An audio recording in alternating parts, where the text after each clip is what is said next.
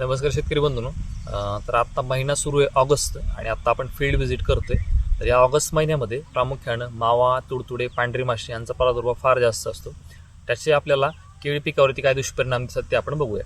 तर सुरुवातीला ह्या अवस्थेमध्ये केळी पिकावरती एक व्हायरस वाढतो, त्याला आपण रोग म्हणतो. जो विषाणूजन्य रोग असतो. इथं बघताय त्याची लक्षणं दिसायला सुरू झाली. तर हा व्हायरस म्हणजे कुकुंबर मोझॅइक व्हायरस हा प्रामुख्यानं काकडीवर्गीय पिकावरती येतोच. त्याच्याबरोबर जवळजवळ 700 प्रकारच्या इतर पिकावरती पण आपल्याला दिसून येतो.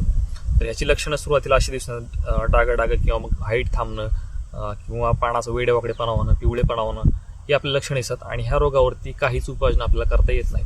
तर उपाययोजना काय, तर रोग न येण्याच्या अगोदर उपाययोजना. तर त्यासाठी प्रामुख्यानं बाग आपल्याला क्लीन ठेवायची. बागेमध्ये आंतरपिकं असतील, त्याच्यानंतर तण असेल, हे आपल्याला नियंत्रण करायचे.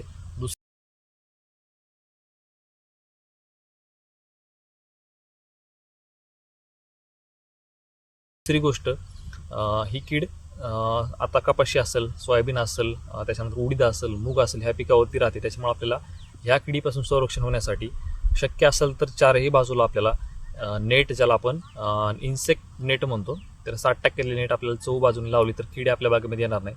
दुसरी गोष्ट, ऑगस्ट, सप्टेंबर, ऑक्टोबर ह्या 3 महिन्यामध्ये आपल्याला 10 दिवसानं 15 दिवसाच्या अंतरानं काहीच फवारण्या घ्यायच्या आहेत. त्याच्यामध्ये कीटकनाशक असतील, त्याच्यामध्ये फ्लोनिकेमिड असेल, ॲसेटामायप्रिड असेल, त्याच्यानंतर ॲसेफेट असेल, निमो ऑइल असेल, आलटून पालटून हे आपण फवारण्या घेतल्या तर आपल्या बागेतील कीड नियंत्रणात येईल आणि हा रोगाचा प्रादुर्भाव किंवा प्रसार आपल्या बागेमध्ये होणार नाही. आता या पाठीमाग बघताय शेतकऱ्यांना आंतरपीक मूग केलाय. मुगावरती प्रचंड प्रमाणामध्ये मावा आहे आणि त्याच्यामुळे आता ह्याची लक्षणं आपल्या पिकावरती, मुख्य पिकावरती दिसत आहेत. आणि हे असंच पसरत जाणार, कारण की या पिकावरचा मावा उडून दुसऱ्या ठिकाणी जाणार आणि ह्याची लागण दुसऱ्या झाडाला होणार. त्यासाठी आंतरपिकं टाळा, बाग क्लीन ठेवा आणि वेळोवेळी फवारण्या घ्या. ह्याच उपाययोजना आपण करू शकतो.